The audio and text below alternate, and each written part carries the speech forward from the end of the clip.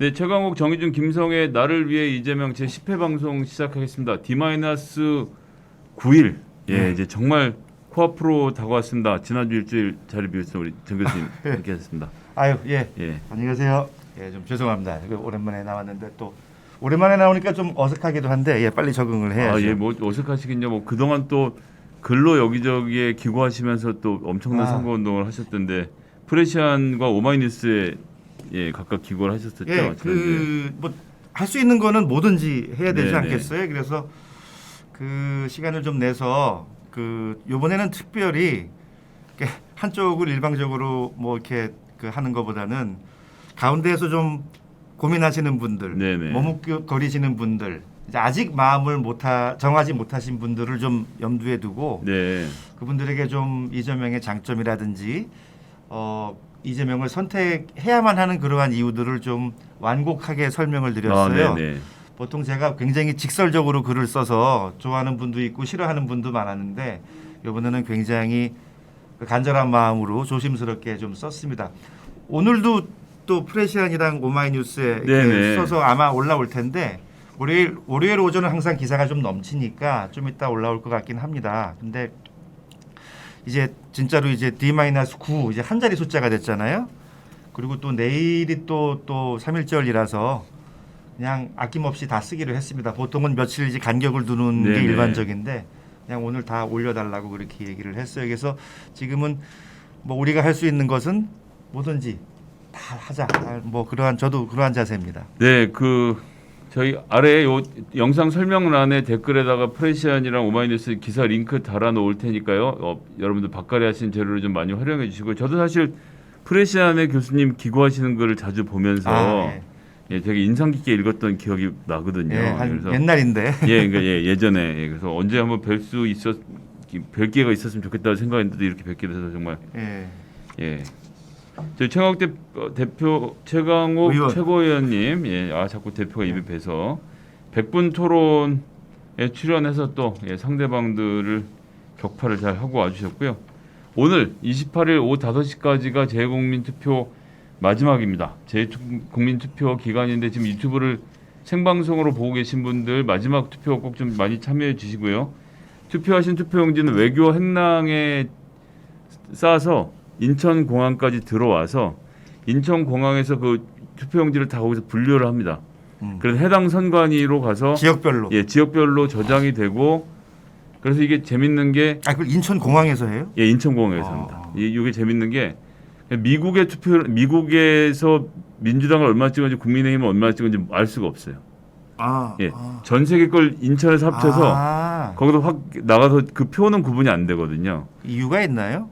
그러면 더 좀 뭐랄까요? 이거 재밌을 것 같은데. 재밌는데 그렇게 될 경우에는 어느 국가가 어느 정당을 지지한다 이제 이런 식으로 되는 것을 그 당시에 시작할 때는 서로 모르는 게 낫겠다. 이렇게 돼서 갔는데 조심스럽게 하자. 근데 이제 전반적인 투표 결과로는 말씀드렸던 대로 문재인 후보가 2012년 선거할 때 이게 첫 대선이었는데 14% 포인트를 박근혜 후보한테 이겼어요. 그러니까 재외국민들 중에서는 민주진영의 표가 훨씬 많다는 거.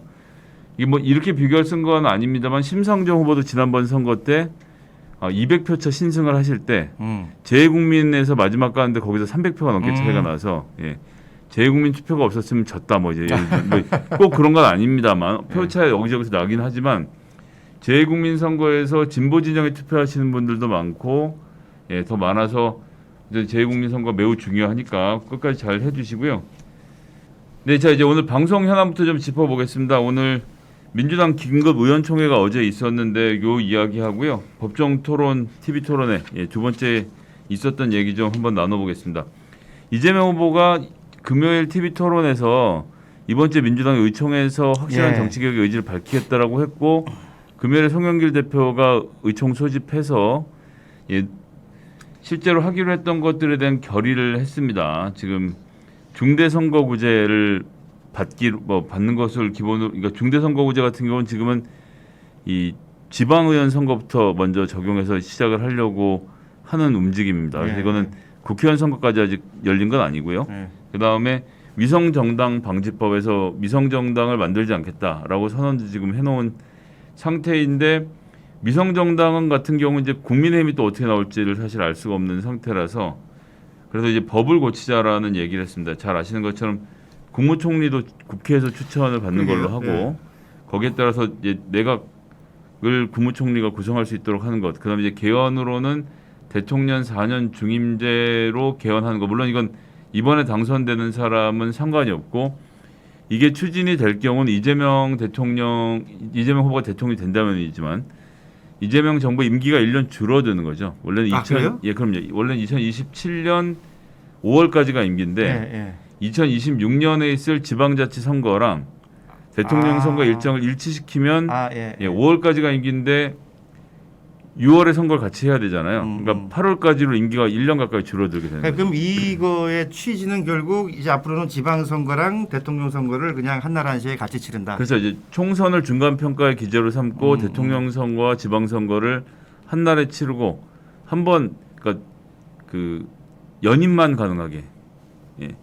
두 번 가능하게 하는 건 아니고 한 번 했다 쉬었다 다시 나오는 건 안 되고 한 번 했던 후보가 한 번 더 나가는 방식으로 제도를 바꾸고 이재명 후보는 본인 임기 1년 줄여서 이재명 후보는 이제 대통령을 더 하진 않는 거고 이렇게 지금 개헌안을 제시를 해놨습니다. 그럼 이재명 후보는 만약에 대통령이 되면 자신의 임기는 5년에서 4년으로 줄고 줄어들죠. 예. 그다음에 자기는 이제 한 번만 하고 끝나는 거고 그 그렇죠. 이후에 대통령서부터는 두 번을 연임할 수도 있다. 네, 그렇죠. 뭐 선거 결과에 따라서 그런 건데, 그러니까 지방선거와 총선이 맞물려 돌아가고 대선이 이제 총선이랑 2년 텀을 두고 일어나니까 그 정부에 대한 평가가 중간에 한 번씩 이렇게 내려지는 예. 상태로 되는 거라서 예, 매우 합리적인 아니라고 생각은 예, 듭니다. 저도 사실은 이게 대선, 지선, 총선이 뭐 5년, 4년 이렇게 되니까 어떨 때는 좀 정신이 없어요. 네. 그래서 이거를 좀 깔끔하게 통일시킬 필요도 있다고 저도 뭐 오랜 전부터 생각은 해왔죠. 네네. 사실 우리나라에서 이원 집정부제나 내각제에 대해서는 국민적인 호응도가 워낙 낮아서 예. 권력 개편이라는 것이 이제 대통령 중임제로의 개헌이 사실 거의 유일하게 가능한 상태가 아닌가 생각이 들기도 하고요.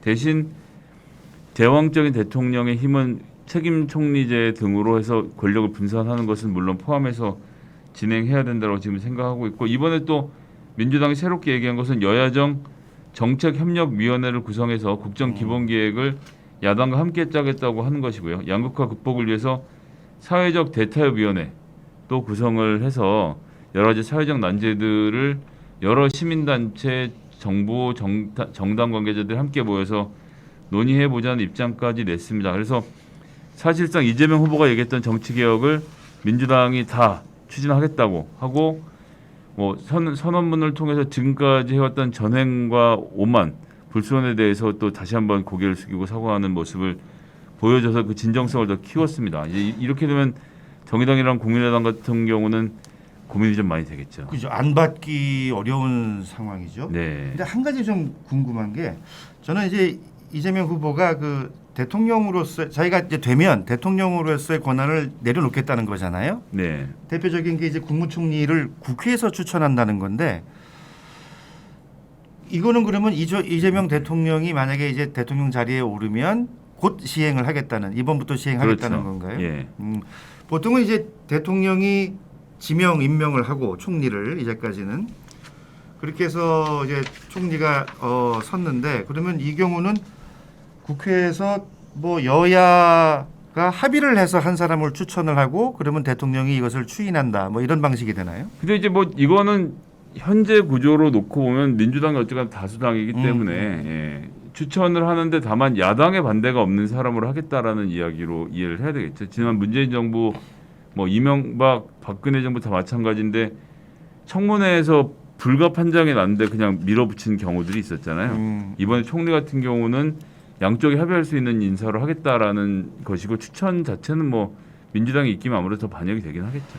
그러면 이제 총리가 정말로 그 책임 총리가 네. 등장을 하겠네요. 이건 사실 대통령이 마음먹기에 따라서 달라지는 상황인 건데 그런 정도의 권한을 이양하겠다라고 하는 것이죠. 보통 보면은 이제 내각을 임명을 할 때도 보면은 이제 대통령이 또 이렇게 이만큼을 추천을 그렇죠. 하기도 하지만 예. 총리도 또 이만큼의 추천권이 있고 하죠. 예. 또 당도 이만큼의 추천권이 있는데 일단은 대통령은 자신의 권한을 일단 내려놓는 거고 그다음에 새로 들어서는 총리가 내각의 지명권도 훨씬 더 많아지는 그렇죠. 그런 상황이 되겠네요. 네. 예. 새로운 모습은 예, 이런 건 뭐 좋은 것 같습니다. 여튼 권력이 집중되어 있어서 부작용이 있었던 것을 해결하겠다는 의지는 좀 전 좋은 일이라고 생각하고요. 또 이제 사당 대표 이 대선 후보 2차 법정 토론회가 있었습니다. 총 4번째였고 정치 분야에 대해서 했는데 어떻게 교수님 토론 좀 어떻게 보셨습니까? 그 이번 지난 토론은 그 윤석열 후보와 나머지 후보들 간에 어떻게 좀 구분이 조금은 좀 드러나 보이는 그러한 네. 토론이 아니었나 싶어요. 근데 이제 윤 후보 경우는 보통 보면 이게 토론을 하면 좀 이렇게 경험도 생기고 하면 좀 나아져야 될 것 같은데 그냥 뭐 이거저거 개의치 않고 거짓말을 하는 거는 좀 변함이 없는 것 같아요. 너무 천연덕스럽게 하니까 예, 핵공유 공약을 자기는 말한 적이 없다. 예. 작년 11월에 자기가 기자회견에서 했는데 이제 써주는 대로 자기는 읽기만 해서 그런 건지는 모르겠는데 아니 아무리 그래도 그 정도는 기억을 해야죠. 아니 예, 제가 무슨 상병수당이 15만 원이었는지 16만 원이었는지를 기억하라고 하는 건 무리라고 생각하는데 예. 미국이 해주지도 않겠다는 핵공유를 우리가 받아오겠다라고 공약을 내세웠던 게 윤석열 후보잖아요. 그죠. 사실 핵 문제는 굉장히 중요한 문제이기도 하고 게다가 이분이 전략핵 전술의 구분을 잘 못하시더라고요. 그런 상황에서 미국 국무부가 못 빌려줘. 우린 다른 나라랑 핵 나눠 쓰지 않아라고 말을 했는데 핵을 천연덕스럽게 빌려오겠다라고 지금 말을 그땐 하고 지금은 그런 말을 한 적이 없다. 이렇게 당장 현장에서 말해버리니까 당혹스러운 거죠. 그래서 그때 뭐 윤 이게 사실 후보가 사회자가 그런 부분 좀 팩트체크를 바로 그 자리에서 지적을 해줘야 되는 게 아닌가 저는 그런 생각이 들더라고요. 예, 그래서 그 자리에서 정말 그 천연덕스럽게 그렇게 얘기를 해버리시니까 그걸 보는 국민들은 그걸 그냥 그랬나 하고 이렇게 믿게 되는 경향이 있잖아요. 그러니까 이제 그 윤 후보는 이제 그런 식으로 해서 순간을 넘기려고 하나 본데 이건 넘기면 돼. 근데 그 이후에 그 팩트 체크도 사실 나중에 또 도는 이야기는 또 좀 의미가 좀 덜하기도 하잖아요. 네. 그래서 이런 것들은 좀 즉시 팩트 체크가 이루어졌으면 어떨까 하는 그런 좀 아쉬움이 있기는 합니다. 그래서 뭐 저희도 지금 팩트 체크를 현장에서 바로바로 해갖고 여러 가지 이제 소셜 네트워크랑 이런 데를 통해서 전파를 좀 하고 있고 따로 이제 당이랑 콜라보를 해서 지금 당 상황실에서 내용을 바로바로 정책팀이랑 체크를 해서 여러분들에게 전달을 해드리고 있는데 그런 내용을 좀 잘 보시고 이제 남아 있는 토론에서 이제 복지 분야가 남아 있는데 복지 분야는 뭐 셋 중에 제일 교육이랑 복지죠. 예, 그렇죠. 예. 셋 중에 제일 모르는 분야 아니겠습니까? 윤석열 후보로서는 예. 정말 난감한 상황일 거라는 생각이 들고요. 저는 그리고 네. 이게 토론 때에 그렇게 이제 사실이 아닌 얘기들이 막 나오는데도 그 언론들이 좀 이런 것들에 대해서 좀 가볍게 다루는 게 아닌가 싶어요. 그래서 지금 기울어진 운동장이라는 얘기가 또 나오기 시작을 했는데 좀 언론이 좀 본인의 역할을 좀 해줬으면 하는 오마이뉴스 그런 거짓말 바람입니다. 팩트 체크하는 거 보면 새빨간 거짓말까지 표시를 딱딱 해갖고 정확하게 좀 짚어주던데 언론들이 좀 해야죠. 뭐 몇 가지 좀 짚어보면 일단 위성정당을 민주당이 먼저 만들었다. 이건 그때 정치하신 분이었지만 신문은 읽어야 될 거 아닙니까 아무리 그래도. 예. 위성정당을 먼저 만든 건 국민의힘이었다라는 것. 그다음에 상임위원장 독식을 너희들이 하지 않았냐고 하는데 자를 다 내줬는데 그 당시에 김종인 비대위원장의 전략으로 준자를 다 내찼죠. 내부에서 받겠다는 얘기도 있었는데. 예. 그리고 그게 사실은 그게 오래된 일도 아니에요. 그 2년도 안 된 얘긴데 네. 그거를 지금 그런 식으로 너무나 천연덕스럽게 거짓말을 하시니까 정말 이게 말문이 막히는 그런 경우가 좀 많이 생기죠. 그리고 이제 한미일은 군사 협력을 하는 관계이지 군사 동맹이 아니거든요. 그죠. 예. 이제 유사시에는 상대방 군이 들어와서 함께 싸워준다는 의미인데 한미는 동맹이 맞죠. 그래서 한미는 동맹. 한반도의 전쟁에 나면 미국이 들어오는 건 뭐 맞는 얘기인데 일본을 어떻게 할 거냐. 이 부분 심상정 후보가 물었는데 유사시에는 들어올 수도 있는 거지만 이렇게 말했거든요. 어떻게 보셨습니까? 그러게요. 저도 그게 약간 지나가듯이 이렇게 얘기를 했는데 저도 그 순간에 그거를 보면서 그래서 내가 뭘 잘못 알고 있나? 저도 좀 저 스스로에 대해서 갸우뚱하게 될 정도로. 네. 근데 역시 그건 좀 아니죠. 그거는 저도 좀 기겁을 했습니다. 이게 지금 한미일 이 삼각 체제가 군사적으로 잘 협력을 해야 된다라는 것은 미국의 일관된 주장이기도 하고 우리가 그런 일본의 부분에서- 바람이기도 하고 그렇죠. 네. 일본의 바람이기도 하고 우리가 그 안에서 이제 긴장된 선을 유지하면서도 미국과 확실한 동맹을 맺으면서 이렇게 준비를 하고 있었던 건데 일본하고도 동맹을 해야 된다를 강조하다 보니까 이게 이제 기본적인 단어에 대한 이해가 없으니까 일본하고도 동맹을 해야 된다. 동맹이 뭐가 나빠서라고 했는데 동맹하면 자위대가 들어오는 데라고 하니까 거기서 기본적으로 일본은 평화유지군이고 해외 파병이 안 되고 자위대가 한 번도 외국으로 나간 적이 없다라는 것이 역사 인식이 머리에 있으면 자위대가 한 번도 들어올 수는 없지 이렇게 대답을 해야 되는데 그리고 그런 일본의 오랜 소원이죠. 그래서 남의 나라 군대 자기네 군대를 남의 나라 보내보는 게 엄청 소원인데 네, 네. 다른 나라도 아니고 한반도에 발을 딛게 한다면 완전 꿈을 이루는 거 아니겠습니까? 풍신수길의 꿈을 다시 이루어주는 건데 네. 그래서 오늘 우리가 실현시켜주는 그런 황당한 예. 모습이 되는 건데. 토론에서 그런 정도의 분별도 없이 이야기를 할 수 있다는 게 정말 너무 놀라웠고요. 그리고 이 MD 체제 편입도 저는 정말 깜짝 놀랐습니다. 이 미사일 디펜스 시스템에 들어간다는 것 자체는 차마 박근혜 대통령도 말하지 못했던 주제 아니겠습니까? 예, 지금 그렇죠. 완전히 이 동아시아 지역에서 우리나라의 긴장 상태를 최고적으로 끌어올리게 되는 일일 텐데 여기에 대해서 별 판단 없이 까짓 거 하지 약간 이런 마음이었던 것 같아요. 그러니까 우리나라에 뭔가 이렇게 무기들이 차곡차곡 쌓이면 그거를 그냥 좋다고만 생각을 하는 것 같아요. 미국의 네. 핵 그냥 우리가 있으면 같이 좀 쓰면 좋지 이런 식으로 사실은 전술 핵이랑 전략 핵 구분도 잘 못하면서 그렇죠. 그러니까는 그냥 그 군사적으로는 뭔가 자꾸 이렇게 무기도 많고 다른 나라랑도 동맹도 막 맺고 네. 그러면 그게 마치 우리나라의 안전장치가 되는 듯 그렇게 좀 잘못 생각하고 있는 그런 모습이 아닌가 싶어요. 이게 지금 2월 9일 중앙일보 인터뷰에서 윤석열 후보 본인이 MD 체제 편입 어렵다라고 얘기했다가 TV 토론 때도 된다고 대답하다가 핵무기 절차 사용 절차도 미국하고 협의하겠다고 하는데 미국은 어떠한 맹방과도 핵무기 사용 절차를 공유해 온 적이 없거든요. 그죠. 뭘 어떻게 해서 하겠다는 것인지에 대해서 본인 대책이 너무 없는 분이라서 그리고 저는 기본적으로 그 선제 타격 있잖아요. 네. 이게 이제 오랫동안 좀 논란이 되었던 건데 선제 타격을 해야 된다, 하겠다라고 반복해서 강조를 하는데 윤석열 후보가 그 전시작전권이 지금 우리한테 넘어왔나요? 안 넘어 있죠. 그러니까 나는 그 심지어는 이명박 때 그 연평도를 북한이 때렸는데도 그때 우리 아무것도 못했잖아요. 그렇죠. 예. 근데 무슨 선제 타격을 우리가 할 수 있어? 그러니까 작게 501호라는 건 기본적으로 미군과의 협력 하에서 전쟁이 나면 지휘권이 넘어가지 않습니까? 그럼 지들이 선제 타격, 미국이 선제 타격을 하거나 하여튼 연합군이 하게 되는 형태인 건데 그것도 이분이 지금 잘 모르고 하시는 말씀인데 현재 작게 501호에 되어 있는 대로 매뉴얼대로 보면 선제 타격을 해야 되는 곳이 700군데거든요. 그러니까 한 군데서 근데 당연한 말이긴 합니다. 북한이 핵탄두를 장착해서 서울에다 핵무기를 쏘려고 한다.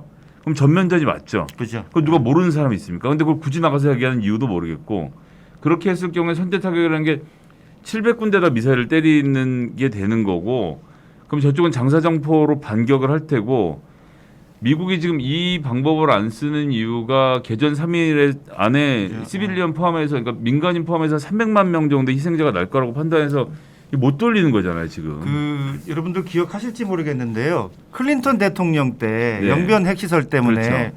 미국이 실제로 북한을 때리는 거를 생각을 했죠. 그래서 시나리오를 다 만들어 준비를 했는데 시뮬레이션을 해보니까 개전 일주일 만에 민간인 포함해서 150만 명 네네. 사망. 사상이 아니고요. 사망. 일주일 지나면 500만 명 사망. 그래서 결국 접었거든요. 그렇죠. 그러니까 이게 이제 윤석열 후보의 머릿속에 없는 것이기도 하겠지만 저는 사실은 이 캠프의 문제 아닌가 싶어요. 저는 이렇게 자꾸 철진한 공약을 자꾸 윤 후보한테 지어주고 잘못된 팩트를 자꾸 이렇게 주입시키는 게 결국 캠프의 문제인데 여기 뭐 보좌관들도 많고 의원들도 많을 텐데 여기 도대체 뭘 하는 데인지 잘 모르겠어요. 자, 이게 왜 이런 얘기가 나오는 거냐 하면 너무 옛날 정보를 기본으로 해서 얘기를 하고 있는 것이기도 합니다. 그러니까 작게 5015가 만들어지던 2015년, 17년 이 사이에는 북한이 이동식 발사대를 아직 갖고 있을 때가 아니었고요. 그다음에 미사일에 액체 연료를 주입하던 때였거든요. 그러니까 미사일 쏜다는 것은 정찰 위성을 통해서 기지에서 이상한 움직임이 일어나고 미사일에 액체 연료를 주입하려면 미사일 세워놓고 한 30분 동안 기름 넣어야 되거든요. 그런 시간 동안 이게 다 발각이 되는 겁니다. 이거 문제가 있네. 그래서 지금 윤석열 후보 머릿속에 아마 그 미사일이 하나 있으니까 거기다 가서 미사일 딱 때려갖고 그걸 무력화시키면 핵전쟁이 안 난다. 이런 단순한 판단이 있는 것 같은데, 근데 문제는 그 뒤에 이동식 발사대를 북한이 만들었고요. 그래서 열차로 달리다 열차 중간에 쏜다든지 트럭 등에 실는 방법도 만들어냈고, 그다음에 연료가 고체로 바뀌었습니다. 고체는 그냥 갖다 끼고 냅다 쏘면 되는 거거든요. 액체에 비해서 발사 준비 시간이 줄어들었고 결정적으로 SLBM을 지금 얘네들이 준비를 했잖아요. 그래서 잠수함에서도 쏠 수 있는 상태가 됐기 때문에 남아있는 것은 한두 번의 핵실험을 더 거쳐서 ICBM 꼭대기에 들어갈 만큼 핵탄두의 크기를 줄이는 작업만 실험에 성공하면 완성이 되는 거고, 사실 이거 남겨놓고 있는 거죠. 여기까지 가면 미국이 가만 안 있을 거니까. 그렇죠. 지금 이런 상태라서 예전의 방식의 어떤 특정 지역을 타격하는 것으로 현재 타격을 하는 게 아니라 좀 더 촘촘한 정보망을 갖춰서 북한의 동향을 어떻게 살필 것인지, 위성 정찰을 어떻게 배치하고 그들의 동태를 감시할 건지 정보전으로 넘어가서 이게 이제 킬 체인에서 킬 외부로 이미 변환이 돼서 새로운 작전을 짜고 있는데 5년 전에 정책을 들고 나왔고 저거 쏴서 없애면 된다라는 너무 단순한 얘기를 하고 있으니까 참 그러니까 군사적인 걱정입니다. 측면에서도 이분은 그 저기 냉동됐다가 그러니까요. 이제 네. 해동되신 것 같아요. 그러니까 자꾸 옛날 개념을 가지고 말씀을 하시고 그러다 보니까 이게 사실은 이게 실현이 되는 경우가 많은 거죠. 이렇게 준비를 해서 대통령이 되면 매뉴얼 읽어볼 시간도 없이 이 임기를 시작해야 되는데 어떻게 하려고 하는 대통령은 건지. 이게 연습하는 자리가 아니고 그 순간순간 시작부터 실전인데 네. 좀 걱정이 큽니다. 또 그렇게 해서 본인 대장동 네거티브만 하다가 끝난 토론회여서 좀 몹시 아쉬웠다라는 점을 저는 이제 평으로 남겨보고요. 교수님 좀 총평을 한번 해주신다면 토론에 대해서. 그러니까 윤석열 후보 경우에는 이제 역시 이런 세부적인 정책 측면에서는 이게 신뢰하기 좀 힘든 후보구나 생각을 했고요. 역시 이재명 후보의 정책들이 역시 촘촘해 보인다는 느낌이 좀 들긴 듭니다. 뭐 심상정 후보도 뭐 나름 준비가 돼 있고 안철수 후보도 나름의 또 어떤 그 정책 특성들이 다 드러나 보였는데요.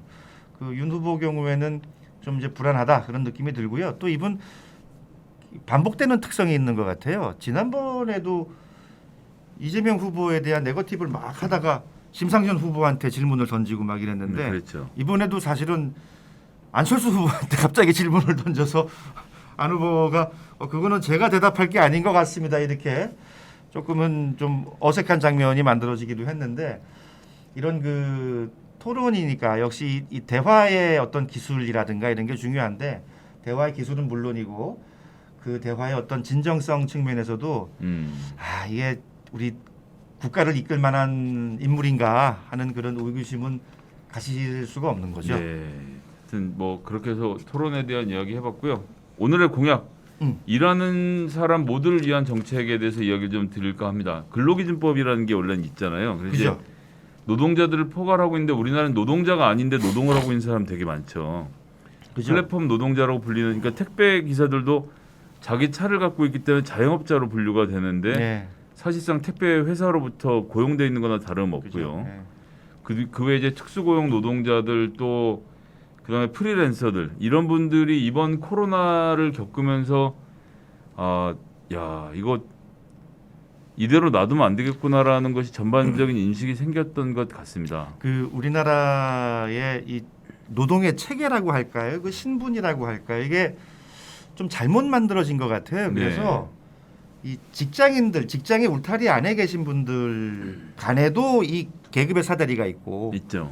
또 이 이 직장에 계신 분들 외에 또 밖에 있는 자영업자 프리랜서들 또 방금 말씀하신 플랫폼 노동자들 경우에는 아예 그 소외되어 있는 그러한 상황이거든요. 네. 그래서 이분들에 대한 좀 그 균형 있는 그러한 보호 대책이 좀 있어야 되지 않을까. 지금이 사실은 이거를 좀 바로잡을 수 있는 기회가 아닌가 싶습니다. 그렇죠. 예.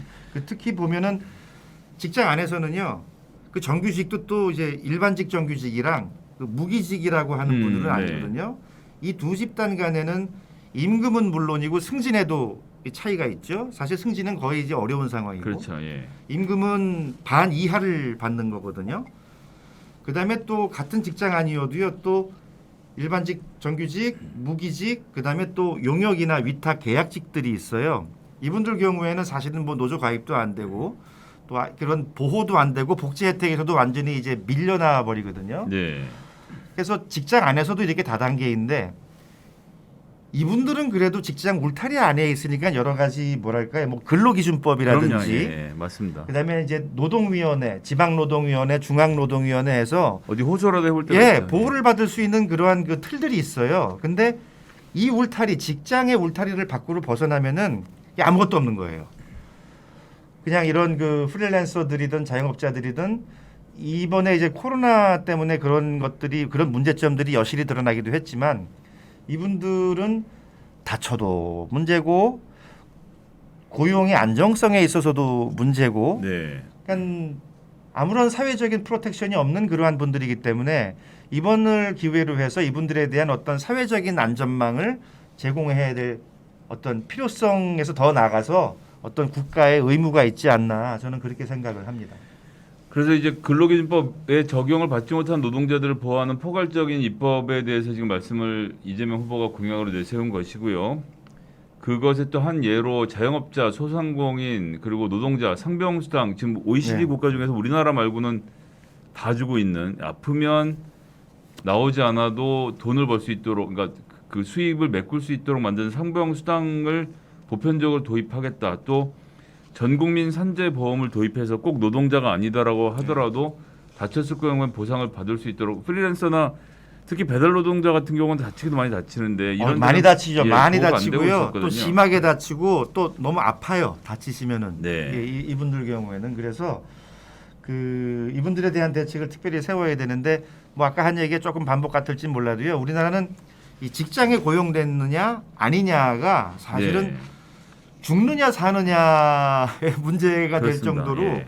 너무 그 차이가 현격을 해서 이거에 대한 균형 잡힌 대책은 빨리 좀 마련을 해야 된다고 저도 생각을 합니다. 예, 이어서 이제 전국민 고용보험의 조기 도입해서 우리나라에서 일하는 사람이면 다 누구나 그 일의 형태와 상관없이 고용보험을 가입할 수 있도록 만들어주는 제도에 대해서 저희가 고민을 하고 있고요. 그다음 일하는 모든 사람들의 출산휴가, 부모 육아휴직 보장도 마찬가지로 정규직만을 보장하는 것이 아니라 예술인, 특수고용 노동자, 프리랜서, 자영업자, 비정규직 모든 일하시는 분들에게 이것을 확대하는 것.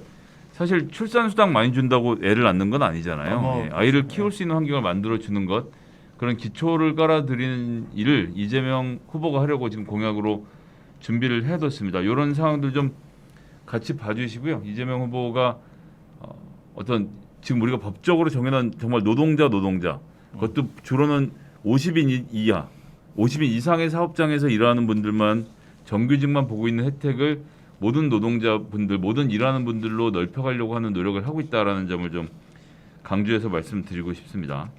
그래서 그 50인 이상인 직장의 혜택, 그 고용이 되어야만 혜택을 그렇죠. 받게 되고, 예.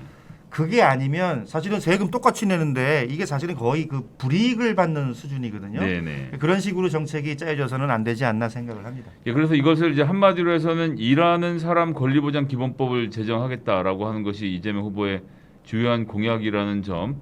현재 비정규직이시거나 아니면 프리랜서 이렇게 특수고용 형태로 노동을 하고 계시는 분들도 관심 있게 좀 지켜봐 주셨으면 좋겠습니다. 이게 사실 딱딱한 얘기인데 노동자로 사는 모든 사람들에게 해당되는 이야기라서 제일 중요한 이야기 매우 필요한 이거든요. 거죠. 예. 예, 관심을 좀 가지고 지켜봐 주시고요. 자, 이제 대선이 9일 남았습니다. 예, 진짜 9일. 교수님께서 이 방송을 시청하고 있는 우리 청취자 시청자들에게 한 말씀 좀. 그 어떤 분들 해주신다면, 이런 네. 얘기 하시더라고요. 그러니까 주변에 전화도 하고 만나서 설득도 하고 하는데 요즘엔 식당을 가면 자기 팁을 많이 준다. 아, 그래서 식당에서 서빙하시는 분들에게까지도 말 좀 걸고 인사 나누고 감사하다고 팁도 좀 드리고 그리고 이제 나오면서는 이재명 좀 잘 부탁합니다 하면서 이렇게 나오신다고 해요. 그러니까 우리가 지금 할 수 있는 일들은 굉장히 많고 이게 네. 다양한 것 같아요. 그래서 주변 분들에게 그런 인사도 건네고 또 뭐 설득도 하지만 또 특히 이건 중요한 것 같아요. 지금은 이제 네거티브라든지 상대방 후보 이렇게 험담하는 것보다는 우리 후보의 장점을 알리시고 하는 게 제일 중요하지 않을까 싶습니다. 그래서 지금은 이제 9일 남았으니까 이제는 실수만 안 하면 이길 것 같아요. 네네. 근데 이제 그러한 것이 캠프나 후보에게도 중요하지만은 저희에게도 중요하다고 생각을 하고 항상 주변 분들 만날 때는 빵긋빵긋 웃는 얼굴로 네. 좋은 얘기 해주시고 우리 이재명 후보가 되면 나라가 이렇게 바뀌고 이렇게 좋은 사회가 됩니다. 당신에게 이런 좋은 일이 생깁니다. 그런 것들 위주로 해서 우리 후보님을 많이 알렸으면 하는 그러한 생각입니다. 예, 지금은 불특정 다수를 상대하기보다는 내가 아는 한 사람, 왠지 마음이 흔들리고 있는 것 같은 그 사람, 저기 아무리 얘기해도 잘 안 되시는 분한테 너무 집중적으로 공략하지 마시고 뭔가 좀 흔들릴 것 같은 사람을 움직이면 저희 지금 지지율이 완전히 이 경합 상태이기 때문에 사실 3%를 지지자들이 올리면 선거를 이기는 그런 결과를 만들어 올 수 있다라고 생각합니다. 구체적으로 주변에 계신 한 표 한 표를 잘 설득해 주셨으면 하고요. 자, 준비된 이재명 후보의 영상을 보면서 오늘 방송 마치고 저희는 수요일 12시 30분 찾아뵙겠습니다. 감사합니다. 감사합니다. 5만 원, 6만 원 팔다가 여름엔 자기들 마음대로 해요. 자리값 10만 원 받고 앉으면 20만 원이다. 그래서는 안 되죠. 때려야지 그런 건. 정치하는 사람들이 그런 거 하는 거지 뭐 하는 거야. 또 직접 소통으로 저희가 만들 테니까 연락해 주시고 필요한 얘기를 구체적으로 다 하십시오. 그리고 잘 안 되면 저한테도 하세요. 상당히 좋은 아이디어이긴 한데 이 부분은 저희가 적극적으로 검토를 하고 가능하면 우리가 그걸 지원하는 방식을 한번 연구해 볼게요. 우리 너무 힘들어요.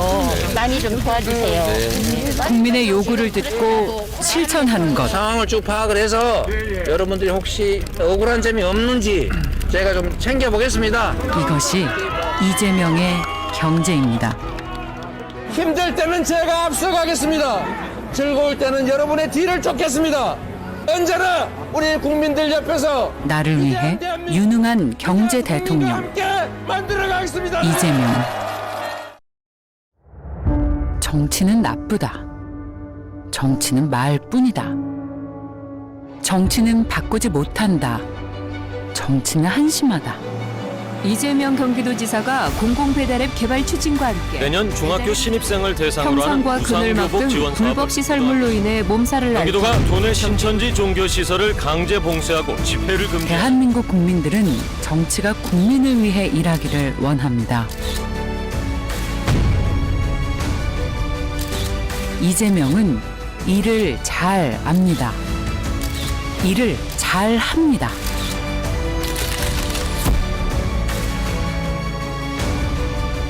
이재명은 해왔기 때문에 앞으로도 할 수 있습니다. 대한민국을 위해 국민의 더 나은 삶을 위해 이재명은 합니다.